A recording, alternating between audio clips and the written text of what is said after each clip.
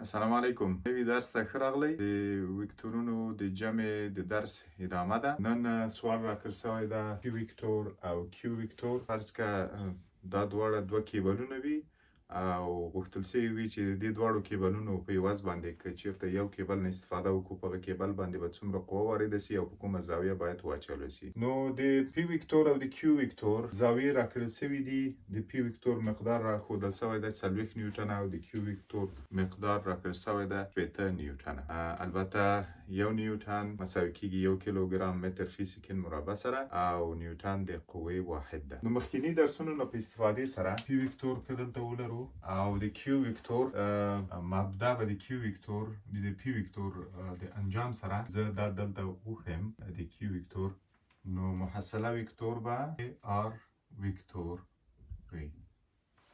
ښه، البته د پی وکتور مقدار راکړل شوی 40 نیوټنه. دلته به زه ولیکم د کیو وکتور مقدار راکړل شوی 80 نیوټنه. نو د مخکینی درسونو په استفادې سره چې اوس دا وګورو دغه زاویې ته ضرورت لرو. دا زاویه چې موږ تاسو ولرو نو کولی شو چې د محصلې وکتور مقدار او زاویه په اسانۍ سره پیدا کړو. ښه، نو د دې په خاطر باندې چې دا زاویه پیدا کړو راځه چې دلته یو خط دلته رسم کړو او یو خط د کیو وکتور په مبدا باندې که داسې رسم کړو. اوس ګورئ د پی وکتور زاویه معلومه ده. دلته د افق سره 25 درجې زاویه تشکیلوي چې دا د پی وکتور ده. البته 25 درجې دا زاویه ده. ښه، اوس وګورئ عین هغه مخکینی درس کې چې موږ تاسو ویلي وو دوه موازي خطونه لرو. داسې مو ښودلي وو چې دوه موازي خطونه که ولرو او یو خط داسې دلته کراس کړي لکه دا پی وکتور چې دا دواړه خطونه یې دلته کراس کړي دي. که چېرته دا زاویه موږ ویلې تیتا وي نو دا زاویه به هم تیتا وي، دا زاویه به هم تیتا وي او دا زاویه به هم تیتا وي. اوس ګورئ تیتا په عوض دلته 25 درجې لرو. نو چې دلته 25 درجې لرو نو دا زاویه مو هم څو شوه؟ دا 25. دا چې 25 دی هغه مو هم 25 شوه. ښه، اوس هغه دلته که تطبیق وو دا ګوره 25 ده. نو دغه زاویه دلته په بل رنګ یې که وښیمه دغه زاویه دلته دا څو ده؟ دا 25 درجې ده. ښه، دا زاویه خو م پیدا کړه 25 درجې ده. اوس راځو د کیو وکتور زاویه وګورو چې د افق سره دا څومره زاویه لري. دلته وګورئ د کیو وکتور سره 20 درجې د کیو وکتور نه د پی وکتور پورې او د پی وکتور نه 25 درجې لرو. نو د کیو وکتور زاویه به د افق سره څومره وي؟ 45 درجې به وي. دا زاویه مو 45 درجې ده. وګورئ دا به دلته وښیم 45 درجې. ښه، اوس نو د موږ مطلب خو پیدا کول د دغه زاویې دي. اوس دا زاویه لرو، دا زاویه لرو.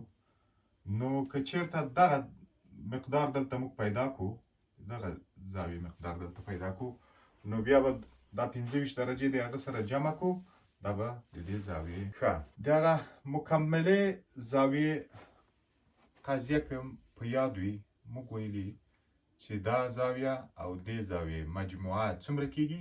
180 درجې. دا ټوله 180 درجې ده.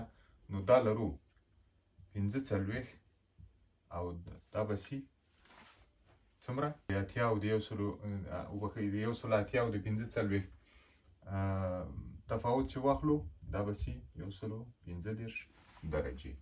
نو دا زاویه لرو 115 درجې. ښه، دا 115 خو د دجې نه تر دجې ده او دا لرو 25. دا چې دواړه سره جمع کړو د دې مکمله زاویه به موږ تاسو ته راکړي. خو دا چې جمع کړو دا کېږي 115 او 25.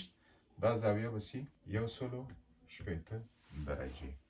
ښه، نو اوس 180 درجې مو دا زاویه پیدا کړه. دا مقدار د دې پی وکتور مقدار معلوم ده 40 نیوټنه او د کیو مقدار معلوم ده 80 نیوټنه. نو هغه د کوساین قضیه موږ دلته تطبیقولی سو. ښه، د کوساین قضیه داسې وایي د آر وکتور مربع مساوي کیږي د پی وکتور مربع چې 40 مربع جمع د کیو وکتور مربع 80 مربع بیا منفي 2 ضرب د 40 ضرب د بیرته دا 80 ضرب د کوساین د کومې زاویې؟ دغه زاویه البته په مقابل دی د محصلې چې ده، ځکه چې محصله هلته موږ تاسو پیدا کوو. نو کوساین د هغه زاویې کوساین د څو؟ کوساین د 180 درجې. دا خو اسانه ده. اوس نو ار موږ تاسو پیدا کولی شو. ار مساوي کېږي ار مربع. زه به لږ دا حل کړمه. ښه ماشین حساب چې راوکړو. کوساین د 180 مساوي کېږي منفي 0.490. کوساین د 180 درجې ده. ضرب د 80 ضرب د 40 ضرب د 2 دا کېږي منفي 4500 40 مربع جمع 80 مربع. هغه منفي د منفي سره چې ضرب سي دا کوساین منفي راځي، بیا دا منفي چې منفي سره دلته بیا دا جمع کېږي. نو جمع 4500 10.250. که دا به سره اوس جمع کو، جمع 80 مربع جمع 40 مربع دا کېږي 9010.250. ښه اوس به دا د جذر مربع نه وباسو. د جذر مربع لاندې به ونیسو. بخۍ دا به سي ار ویکتور مساوي کېږي 98.450 نیوټنه. ښه دا خو مقدار دی هغه سو ویکتور سو. اوس به زاویه هم پیدا کوو. زاویه یې څه رقم پیدا کوو؟ اوس وګورئ دغه زاویه که چېرته زه پیدا کړم، دا ار محصله ده، نو د دغه زاویه مکمله باید موږ تاسو پیدا کړو چې د افق سره څومره زاویه ده تشکیلي. اوس دا زاویه لرو تر دې چې پورې 25 درجې. دا زاویه که چېرته پیدا کړو نو دا زاویه بیا دې سره جمع کړو، نو هغه ده چې د ار محصلې زاویه به پیدا شي. ښه نو دا زاویه څنګه پیدا کوو؟ ګورئ دا زاویه چې دا مقابل د کیو ویکتور کې راځي، نو دا به په اټه کیو باندې وښیو. اوس به د کیو اټه کیو زاویه پیدا کوو. هغه د ساین قانون دلته که استفاده کوو، د ساین قانون په استفادې سره ساین د کیو پر البته مقابل کومه زوله چې راځي هغه د 80 مساوي د ار محصلې مقدار موږ پیدا کړی ده 98.450 نیوټنه.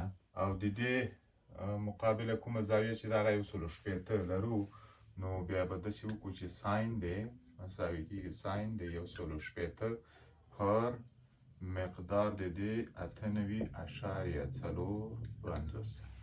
اوس نو ساین د کیو چې پیدا کوو، ساین د کیو مساوي کېږي ساین د 180 درجو ضرب د دغه 80 دا چې خواته واړوم په صورت کې به راسي تقسیم په 98.450. ساین د کیو به مساوي سي ساین د 180 ضرب د 80 تقسیم په 98.450 دا سو 0.208.